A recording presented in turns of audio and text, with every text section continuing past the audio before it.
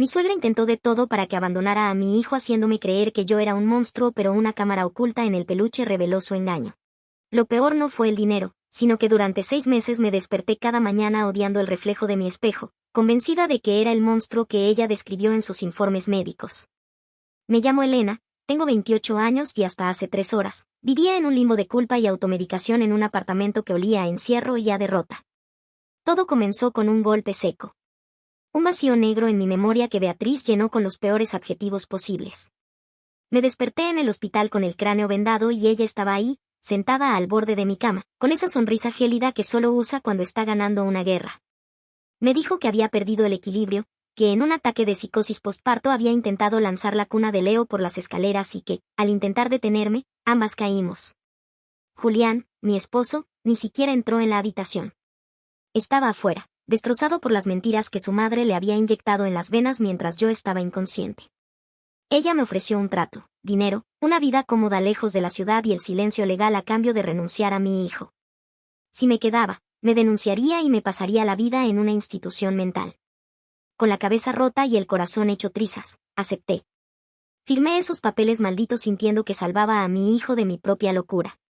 Me fui sin mirar atrás, arrastrando una maleta llena de ropa y una soledad que pesaba más que el plomo. Pero hoy, la caja que la antigua niñera me envió por error ha cambiado el destino de este infierno. Entre mantas y ropa vieja, apareció el oso de peluche azul que siempre estaba en la cuna.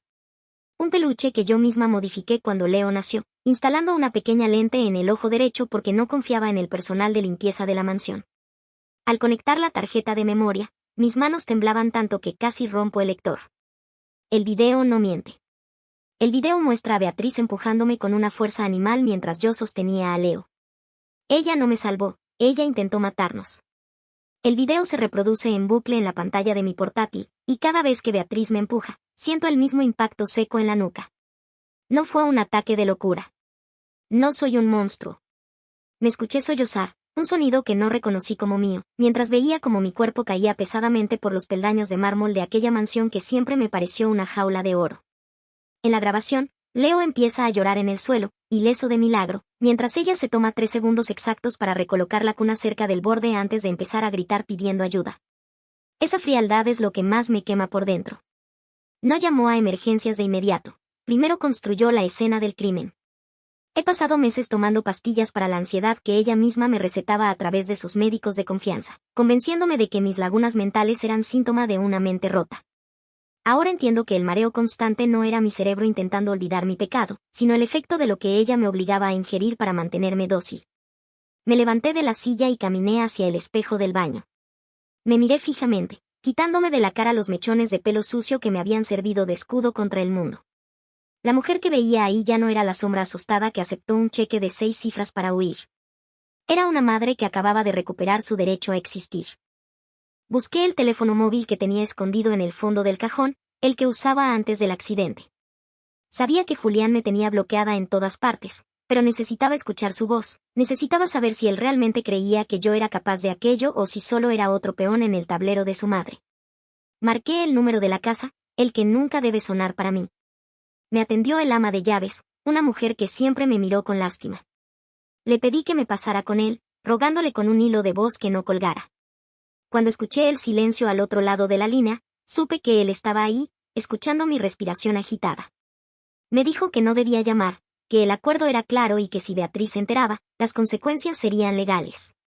Su voz sonaba hueca, como si hablara desde el fondo de un pozo. Le pregunté por Leo, por sus primeros pasos, por sus palabras. Me respondió que el niño estaba bien, que ya caminaba y que Beatriz le estaba buscando una guardería de prestigio. Sentí una náusea violenta. Ella estaba criando a mi hijo, moldeándolo a su imagen y semejanza mientras yo me marchitaba en este piso de 40 metros cuadrados. Colgué sin decirle que tenía el video. No todavía. Necesito un plan que no solo me devuelva a Leo, sino que destruya el imperio de mentiras de esa mujer sin que ella tenga tiempo de reaccionar. La rabia es un combustible mucho más eficiente que la tristeza. Durante toda la noche, no pegué ojo.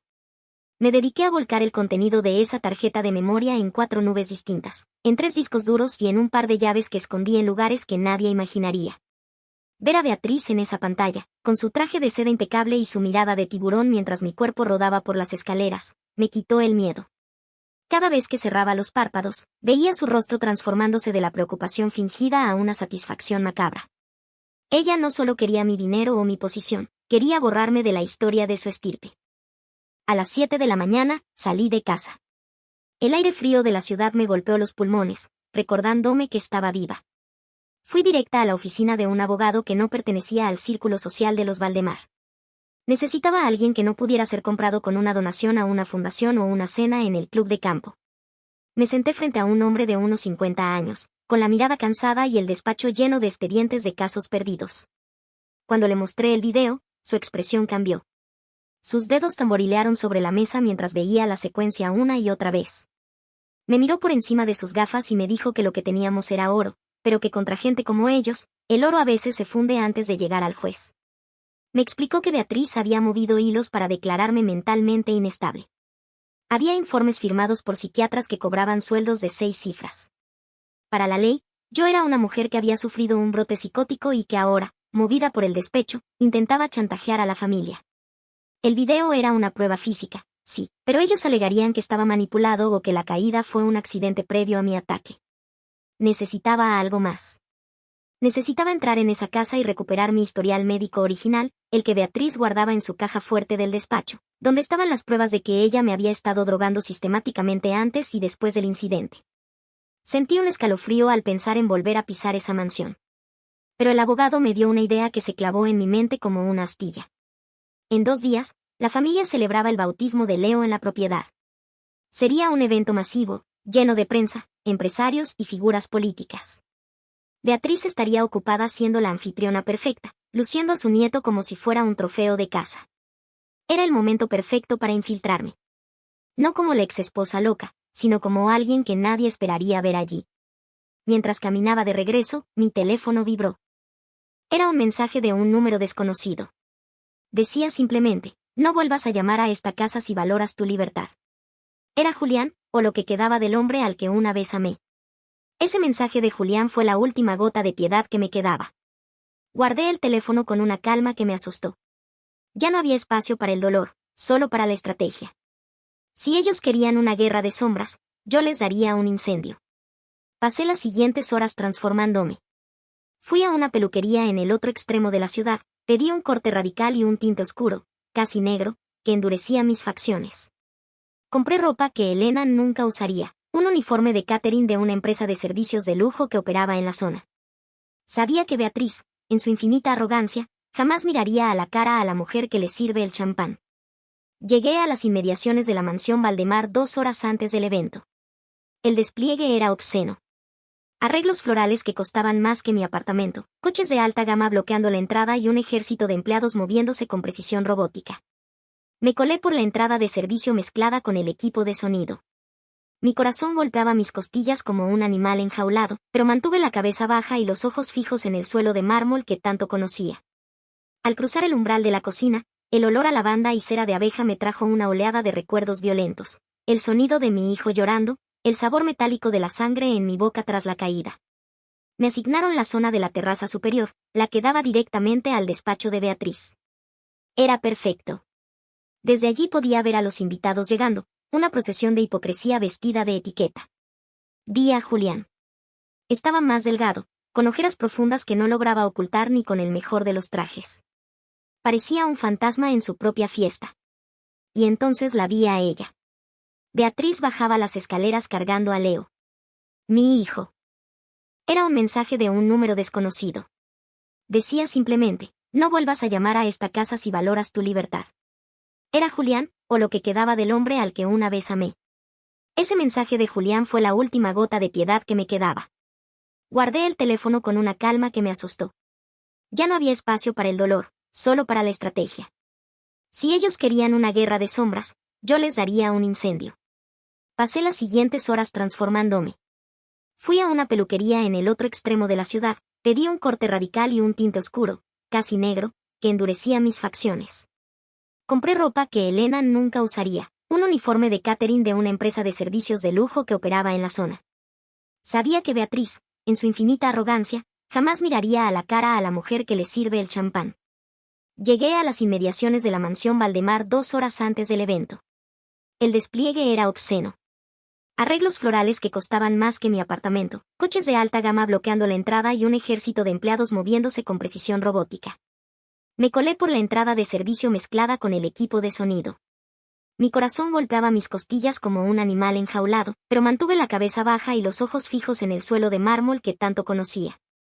Al cruzar el umbral de la cocina, el olor a lavanda y cera de abeja me trajo una oleada de recuerdos violentos. El sonido de mi hijo llorando, el sabor metálico de la sangre en mi boca tras la caída. Me asignaron la zona de la terraza superior, la que daba directamente al despacho de Beatriz. Era perfecto. Desde allí podía ver a los invitados llegando, una procesión de hipocresía vestida de etiqueta. Vi a Julián. Estaba más delgado, con ojeras profundas que no lograba ocultar ni con el mejor de los trajes. Parecía un fantasma en su propia fiesta. Y entonces la vi a ella. Beatriz bajaba las escaleras cargando a Leo. Mi hijo. Tenía un traje de bautismo blanco, con encajes antiguos, y parecía tan pequeño en los brazos de esa mujer que sentí que el aire me faltaba. Ella lo exhibía ante sus amigas, aceptando felicitaciones por lo bien que el niño se había adaptado a la ausencia de su madre inestable. Aproveché el momento del brindis principal, cuando toda la atención se centró en el jardín central, para escabullirme hacia el pasillo del ala este.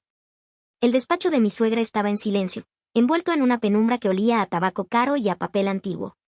Sabía que la combinación de su caja fuerte no había cambiado en años. Ella siempre usaba la fecha de nacimiento de Julián porque creía que nadie se atrevería a entrar en su santuario. Mis dedos volaron sobre el teclado digital. Un clic metálico resonó en la habitación, rompiendo el silencio como un disparo. Dentro, entre fardos de billetes y joyas, encontré la carpeta azul con el sello del hospital privado. Al abrirla, la primera página me devolvió el aliento, un examen toxicológico real, fechado el día de mi ingreso, que mostraba niveles masivos de benzodiazepinas en mi sangre. Ella me había drogado antes de empujarme. La carpeta pesaba en mis manos como si estuviera hecha de plomo y fuego. Al pasar las páginas, mis ojos se llenaron de lágrimas de pura rabia. No solo eran los exámenes toxicológicos, había notas escritas a mano por el doctor Arrieta, el médico de cabecera de los Valdemar, detallando las dosis que debía suministrarme en secreto. Decían que era para controlar mi supuesta inestabilidad, pero los miligramos eran suficientes para mantener a un caballo en un estado de estupor permanente. Me habían convertido en una marioneta química para que, cuando llegara el momento de la caída, nadie dudara de que yo había perdido el equilibrio por mi propia mano. Escuché pasos en el pasillo y el corazón se me subió a la garganta. Me agaché detrás del escritorio de caoba, abrazando la carpeta contra mi pecho. La puerta se abrió y la luz del pasillo proyectó una sombra alargada sobre la alfombra persa. Era Julián. Entró suspirando, se sirvió un whisky del mueble bar y se desplomó en el sillón frente al escritorio. Podía oír su respiración pesada, el tintineo del hielo contra el cristal y un sollozo ahogado que intentó reprimir. Estaba a menos de 2 metros de mí. Me pregunté si salía en ese momento y le mostraba la verdad, él se pondría de mi parte o si su lealtad a la sangre era más fuerte que su amor por la madre de su hijo. Pero Julián no estaba solo. Beatriz entró un momento después, con el taconeo firme que siempre la precedía. Le dijo que dejara de dar lástima, que la fiesta era un éxito y que Leo necesitaba un padre presente, no un borracho escondido en la biblioteca. Julián le preguntó, con una voz que me rompió el alma, si Elena realmente estaba tan mal como ellos decían. Beatriz soltó una risa seca, desprovista de cualquier rastro de humanidad, y le respondió que Elena era un error que ella misma se había encargado de corregir. Le recordó que gracias a su intervención, el apellido Valdemar estaba a salvo de una mujer que no sabía estar a la altura del linaje. Esperé a que salieran para volver a respirar. Salí de mi escondite con los ojos ardiendo y una determinación que no conocía. Ya no me bastaba con recuperar a mi hijo, quería que el mundo entero viera lo que se escondía detrás de esas paredes de piedra y esos modales impecables. Al salir del despacho, me topé de frente con una de las criadas jóvenes, la que me había sustituido en el cuidado de Leo. Me miró a los ojos y, por un segundo, vi que me reconocía a pesar del tinte y el uniforme. No gritó. Se limitó a señalarme una salida secundaria que llevaba directamente al jardín trasero, donde estaban los equipos de prensa. Ella también sabía que algo andaba mal en esa casa. Crucé el umbral hacia el jardín con la carpeta oculta bajo mi chaqueta de servicio, sintiendo que llevaba una bomba de tiempo pegada al cuerpo. El aire de la fiesta era asfixiante. La risa de los invitados sonaba como estática en mis oídos mientras buscaba a la persona adecuada.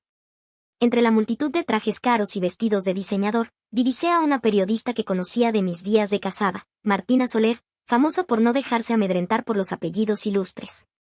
Estaba cerca de la fuente central, observando con cinismo cómo Beatriz posaba para las fotos sociales. Me acerqué a ella con el corazón martilleando en mis sienes, sabiendo que si los guardias me veían, no saldría de allí con los documentos. Me puse a su lado, fingiendo que le ofrecía una copa de champán de una bandeja que tomé de una mesa auxiliar. Sin mirarla directamente, le susurré que necesitaba que me siguiera al laberinto de setos en 2 minutos y quería la exclusiva que acabaría con el legado de los Valdemar. Vi cómo sus ojos se abrían con sorpresa, pero es una profesional, no hizo ni un solo movimiento que delatara mi presencia. Me alejé hacia la zona más oscura del jardín, donde las luces decorativas apenas llegaban, sintiendo la mirada de Beatriz quemándome la espalda. Por un segundo, nuestras miradas se cruzaron en la distancia, y vi cómo ella fruncía el ceño, detectando algo familiar en mi forma de caminar, algo que no encajaba con el personal de servicio. Martina apareció entre las sombras poco después. Le entregué la carpeta sin mediar palabra. Ella encendió la linterna de su teléfono y empezó a pasar las hojas. El silencio que siguió fue el más largo de mi vida. Escuché cómo contenía el aliento al ver las fotos de mis lesiones y los informes de toxicología firmados por el médico de la familia. Me miró a los ojos, ignorando mi pelo teñido y mi uniforme, y me llamó por mi nombre. Elena, esto es una locura, murmuró, pero sus ojos brillaban con esa chispa de justicia que yo necesitaba. Me dijo que necesitaba tiempo para verificar todo, pero que si esto era real, Beatriz no solo perdería la custodia, sino que terminaría en una celda. Justo cuando iba a responder, una mano pesada se cerró sobre mi hombro. Era el jefe de seguridad de la mansión. Me giré bruscamente, viendo cómo otros 2 hombres se acercaban. Beatriz estaba a unos metros atrás, con la cara congestionada por una furia que ya no podía ocultar tras su máscara de dama de sociedad. Gritó que yo era una intrusa, una mujer desequilibrada que había violado una orden de alejamiento. Julián apareció detrás de ella, luciendo confundido y horrorizado a la vez. Vi a Martín esconder la carpeta en su bolso con una agilidad asombrosa mientras yo me enfrentaba a la mujer que me lo había quitado todo. Le dije, con una voz que salió firme desde mis entrañas, que el tiempo de sus mentiras se había acabado. Los guardias me apretaron los brazos con tanta fuerza que sentí que los huesos me crujirían en cualquier momento. Beatriz se acercó a mí, caminando sobre el césped con una elegancia depredadora, mientras los invitados empezaban a rodearnos, atraídos por el escándalo como moscas a la carroña. Ella me miró con un asco infinito, ese desprecio que reservaba para todo lo que no fuera de su misma sangre. Le dijo a la multitud que lo sentía mucho, que era su exnuera, que la pobre no estaba bien de la cabeza y que su obsesión por el niño la había llevado a cometer esta locura de infiltrarse. Cada palabra suya era un clavo más en el ataúd de mi reputación, o eso pensaba ella. Julián dio un paso adelante, con el rostro pálido y las manos temblorosas. Me preguntó qué hacía allí, por qué me arriesgaba a ir a la cárcel después del acuerdo que habíamos firmado. Lo miré fijamente a los ojos, ignorando el dolor de mis hombros, y le dije que el único acuerdo que importaba era el que ella había roto cuando me empujó por las escaleras. El murmullo de la gente creció como una marea. Beatriz soltó una carcajada seca, cargada de una condescendencia venenosa, y le ordenó a los guardias que me sacaran de la propiedad de inmediato, que llamaran a la policía y que me denunciaran por allanamiento y acoso. Fue entonces cuando Martina, la periodista, intervino. No se acobardó. Sacó su grabadora y, con una voz que se impuso sobre el caos, le preguntó a Beatriz por qué el nombre del doctor Arrieta aparecía en informes de sobredosis controlada de benzodiazepinas. El rostro de mi suegra se transformó, la máscara de porcelana se agrietó en un segundo, dejando ver una mueca de terror puro. Intentó arrebatarle el bolso a Martina, pero ya era tarde. Los invitados, esos mismos que le rendían pleitesía hace 5 minutos, sacaron sus teléfonos para grabar la escena. El prestigio de los Valdemar se estaba desintegrando en tiempo real bajo los focos del jardín. Beatriz, acorralada, perdió los papeles. Me gritó que yo no era nadie, que una muerta de hambre nunca le quitaría a su nieto y que ella tenía el poder para hacerme desaparecer. Esas palabras, dichas frente a 50 testigos y varias cámaras de video, fueron su sentencia. Julián la miró como si no la conociera, como si por fin las escamas cayeran de sus ojos. Me soltaron cuando él se interpuso entre los guardias y yo. Por primera vez en meses, sentí que el aire entraba en mis pulmones sin el sabor amargo del miedo. La policía llegó poco después, pero esta vez, no venían a por la mujer loca, sino a investigar una denuncia de agresión y falsificación de documentos médicos. La policía entró en el jardín mientras las luces de las patrullas teñían de rojo y azul las estatuas de mármol. Beatriz, fuera de sí, intentaba arrebatarle el teléfono a una de las invitadas que estaba transmitiendo en vivo. Su elegancia se había evaporado, los mechones de su cabello rubio caían sobre su cara como serpientes desorientadas. Julián se quedó inmóvil, mirando a su madre con una expresión de horror absoluto. Fue en ese momento, aprovechando el desorden de los guardias que no sabían a quién obedecer, cuando corrí hacia el interior de la mansión. No me importaban las pruebas ni la prensa, solo quería a Leo. Subí las escaleras de dos en dos, con el pulmón ardiendo y el miedo de que ella lo hubiera escondido. Al llegar a la habitación del bebé, encontré a la niñera abrazándolo con fuerza, temblando por el ruido que subía desde el jardín. Cuando me vio entrar, con el uniforme de servicio manchado y la mirada desencajada, no se asustó. Me entregó al niño con una mezcla de alivio y tristeza. Leo estaba tibio, olía a polvos de talco y a esa dulzura que solo tienen los bebés. Lo apreté contra mi pecho, sintiendo su corazoncito latir rápido. Perdóname, Leo, susurré mientras las lágrimas me nublaban la vista. Mamá ya está aquí y nunca más te va a soltar por un puñado de billetes. Bajé las escaleras con el niño en brazos justo cuando Beatriz era escoltada por 2 oficiales. Al verme con Leo, intentó lanzarse hacia mí, gritando que yo no tenía derechos, que ella era la tutora legal. Pero el oficial al mando, que ya había hablado con Martina y visto el contenido preliminar de la carpeta, le bloqueó el paso con firmeza. Julián se acercó a nosotros con paso vacilante. Extendió la mano para tocar a Leo, pero yo retrocedí. El dolor de verlo parado ahí, permitiendo que su madre me destruyera durante meses, era una barrera infranqueable. Me miró suplicando un perdón que yo no estaba lista para procesar. Nos sacaron de allí en un coche oficial por seguridad. Mientras nos alejábamos de la mansión, miré por la ventanilla trasera. La casa que una vez fue mi sueño se veía ahora como una tumba iluminada. Martina me llamó poco después para decirme que la historia ya estaba en los portales de noticias nacionales. El nombre de los Valdemar estaba asociado a la palabra secuestro y fraude médico. Pero mientras sentía la respiración tranquila de Leo sobre mi cuello, supe que la verdadera batalla legal acababa de empezar. Tenía las pruebas, tenía al niño, pero Beatriz tenía un ejército de abogados que no se rendirían tan fácilmente ante una madre que ellos seguían llamando inestable. Pasé la primera noche en una casa de seguridad que Martina, la periodista, consiguió para nosotros. No pude dormir. Me quedé sentada en el borde de la cama, observando cómo Leo respiraba, con el miedo irracional de que si cerraba los ojos, todo esto sería otro sueño inducido por las pastillas de mi suegra. El silencio de la habitación era ensordecedor comparado con los gritos de la mansión. Mi teléfono no dejaba de vibrar, eran cientos de mensajes de números desconocidos, solicitudes de entrevistas y, sobre todo, llamadas perdidas de Julián. Cada vez que veía su nombre en la pantalla, sentía una punzada de asco. Su arrepentimiento llegaba 6 meses tarde y con el sello de la conveniencia. A la mañana siguiente, el abogado que había contactado antes, el señor Estrada, llegó con una pila de documentos. Su rostro estaba serio. Me explicó que, aunque el video y las pruebas toxicológicas eran devastadoras, Beatriz había movido sus hilos desde la comisaría para solicitar una audiencia de emergencia. Alegaba que yo había secuestrado al niño en medio de un brote violento y que las pruebas que presentaba eran falsificaciones creadas por una mente perturbada.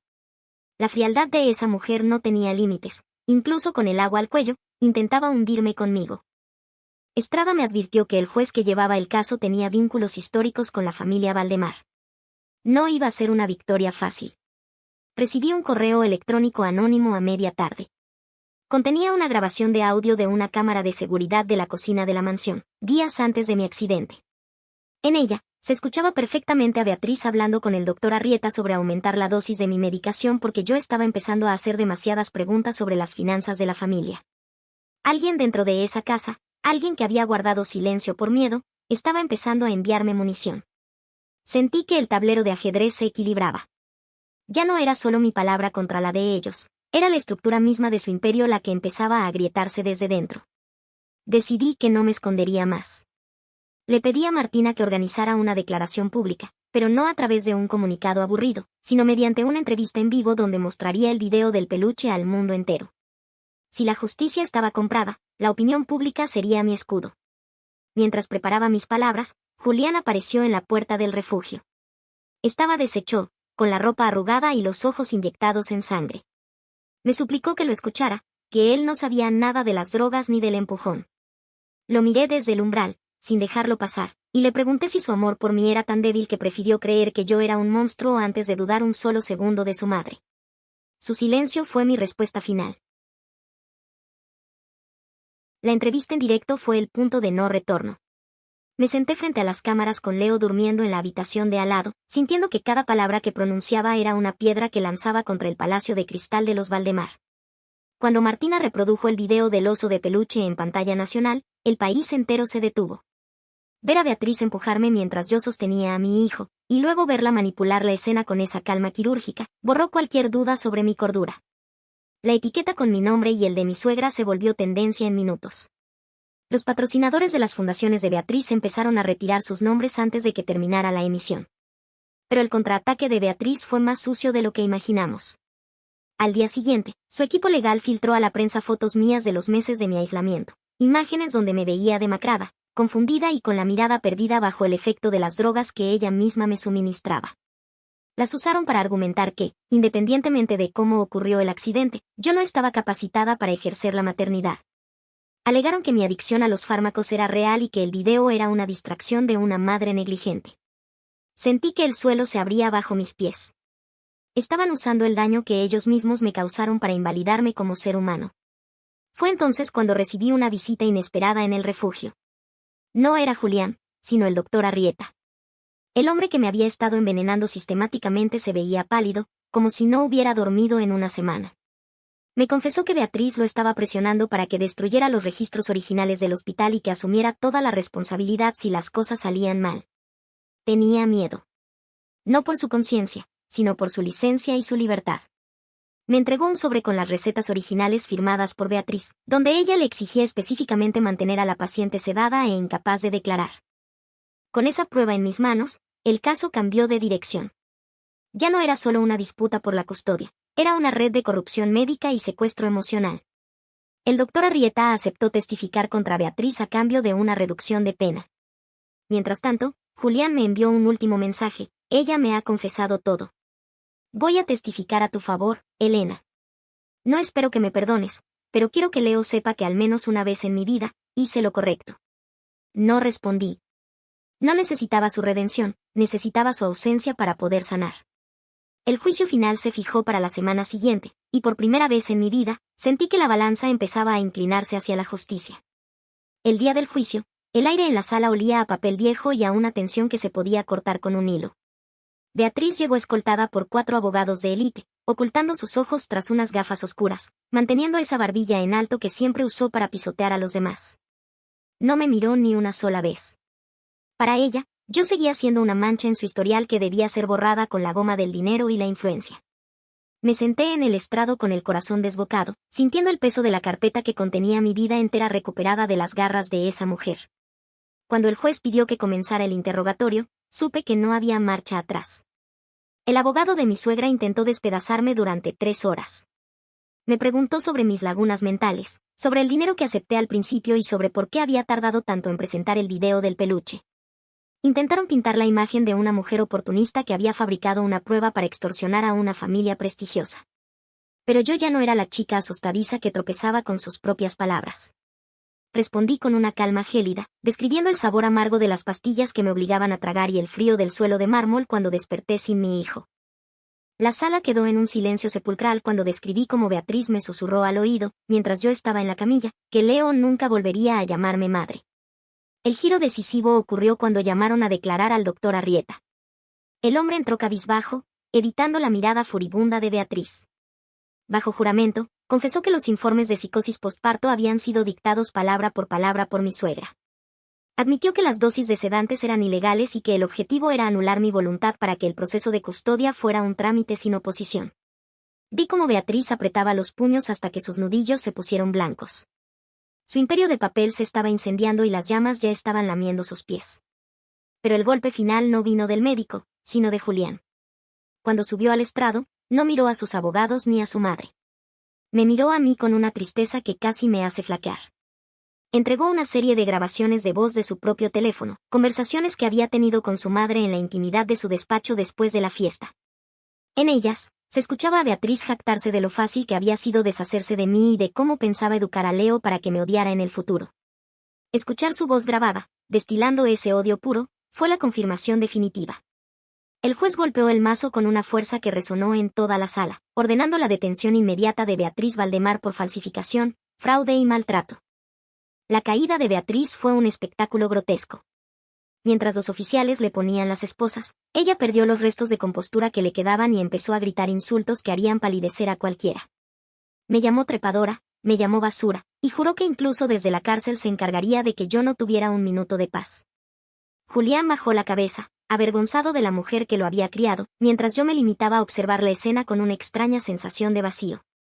No sentía la alegría que esperaba, solo sentía el cansancio acumulado de 1000 años y el peso de una justicia que había tardado demasiado en llegar. El juez dictó una orden de protección inmediata y me otorgó la custodia total y exclusiva de Leo mientras se procesaban los cargos criminales. Al salir de la corte, una marea de periodistas nos rodeó. Martina estaba en primera fila, con una sonrisa de triunfo, pero yo no me detuve a dar declaraciones. Caminé directamente hacia el coche, protegiendo la cabeza de mi hijo con mi mano, mientras sentía que el aire de la calle por fin era mío. Julián me alcanzó antes de que cerrara la puerta. Me pidió un minuto, solo uno, para decirme que había iniciado los trámites para vender la mansión y que quería renunciar a cualquier derecho sobre Leo hasta que él mismo terminara un proceso de terapia intensiva. Lo miré y, por primera vez, no vi al hombre que amé, sino a un desconocido que compartía los rasgos de mi hijo. Le dije que no necesitaba su permiso para ser madre, ni su dinero para reconstruir mi vida. Él había sido el espectador silencioso de mi ejecución, y eso es algo que ningún testimonio en un estrado puede borrar. El coche arrancó, dejándolo solo en la escalinata del juzgado, una figura pequeña y derrotada bajo el sol de la tarde. Regresé a mi pequeño apartamento, pero esta vez no se sentía como una celda, sino como un lienzo en blanco. Esa noche, mientras Leo dormía profundamente, empecé a revisar las cuentas que Beatriz había intentado ocultar. Mi abogado me había advertido que, como parte de la compensación por daños y perjuicios, yo tenía derecho a una parte de los activos que ella había desviado a nombre del niño.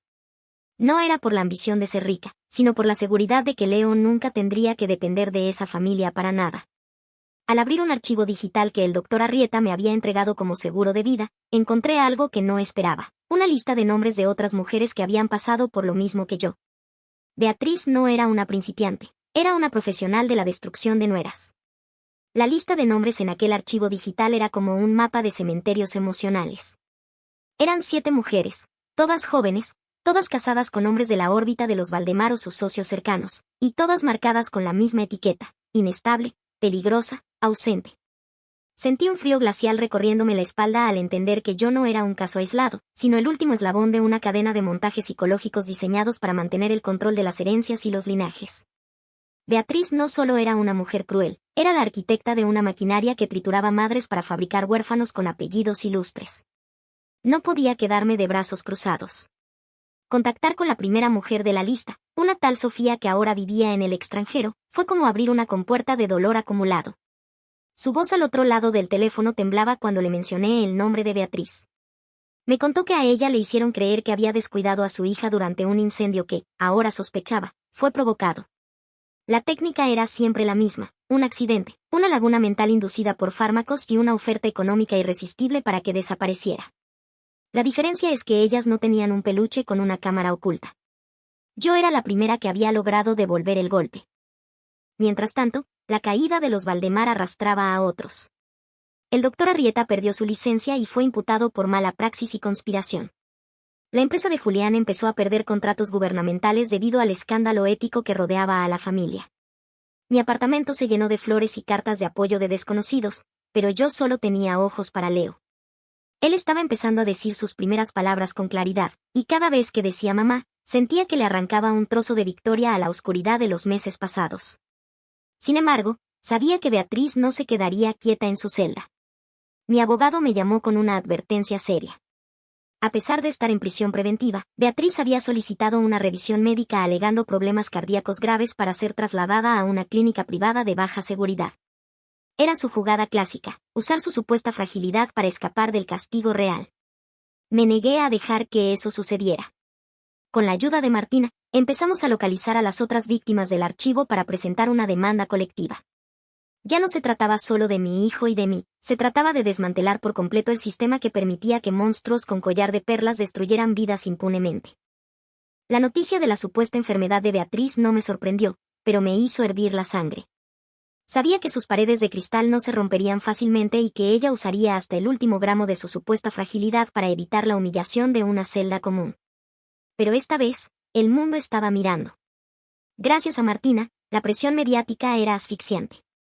Cada vez que un médico intentaba firmar un pase a la clínica privada, su nombre aparecía en las redes sociales cuestionando su ética.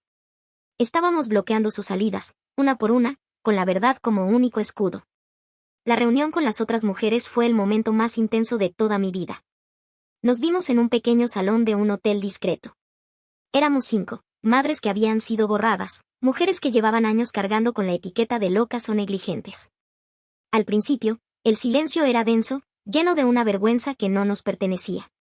Pero cuando les mostré el video de mi peluche, algo se rompió.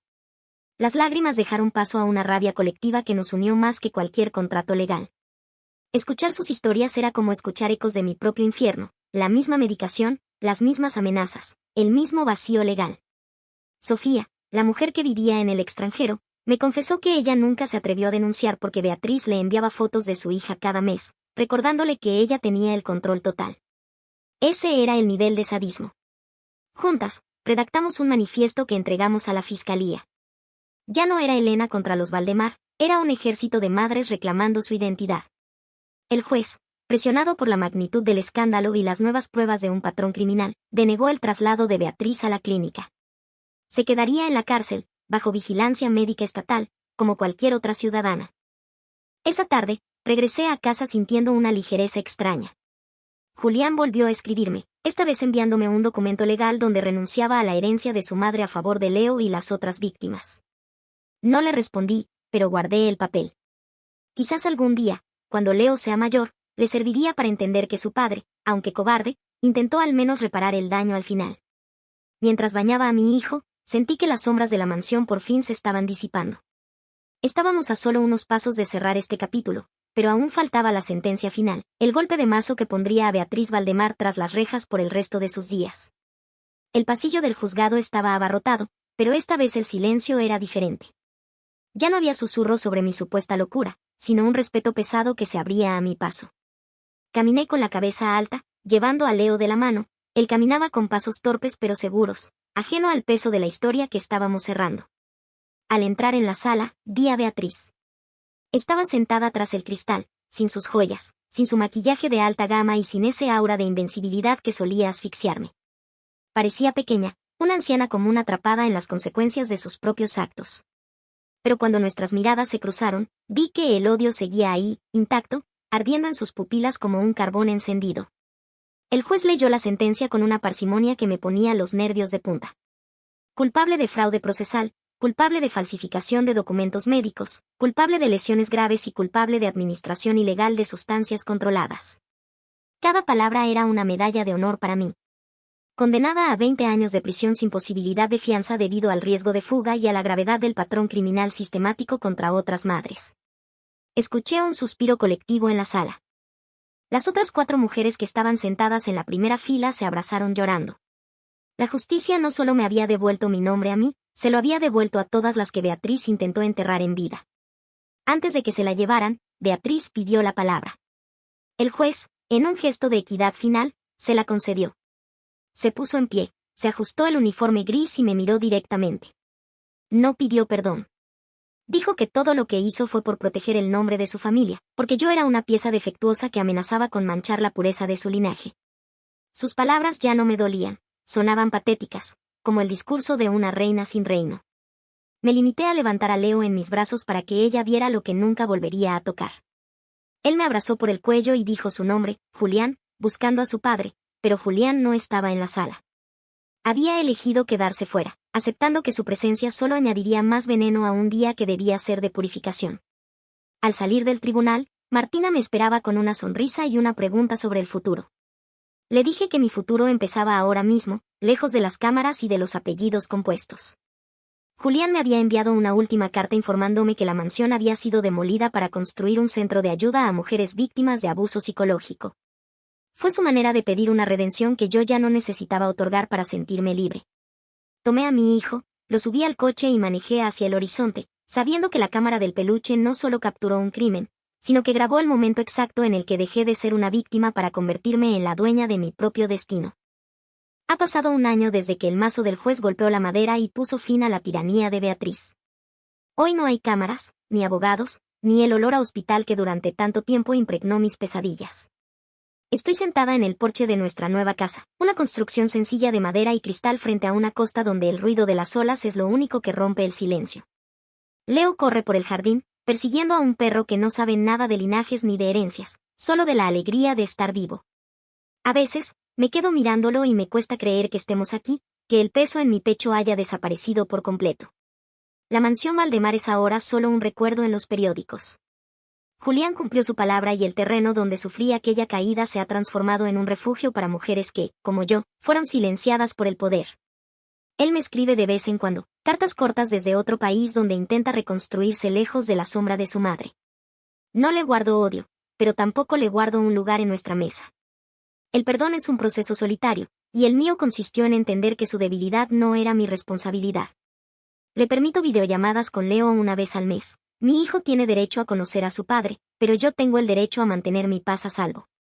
Beatriz intentó apelar 3 veces, pero la demanda colectiva de las otras madres fue un muro infranqueable. Las noticias dicen que su salud se deteriora en la enfermería de la prisión, pero ya no busco su nombre en Google. La mayor victoria no fue verla tras las rejas, sino llegar al punto en el que su existencia me resulta indiferente. He recuperado mi carrera, trabajo como consultora para ONGs, sobre todo, he recuperado la confianza en mis propios sentidos. Ya no dudo de lo que veo, de lo que siento, ni de lo que recuerdo. El gaslighting es una herida que tarda en cerrar, pero las cicatrices me recuerdan que soy más fuerte de lo que ella jamás pudo imaginar.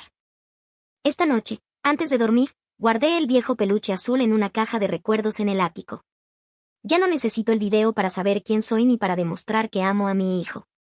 La verdad ya no es un archivo digital en una tarjeta de memoria, es la risa de Leo resonando en los pasillos de esta casa que huele a libertad. Me miro en el espejo y ya no busco al monstruo que Beatriz inventó. Veo a una mujer que sobrevivió a la oscuridad y que, finalmente, ha salido a la luz. La historia de la madre que fue borrada ha terminado, hoy empieza la historia de la mujer que decidió volver a nacer.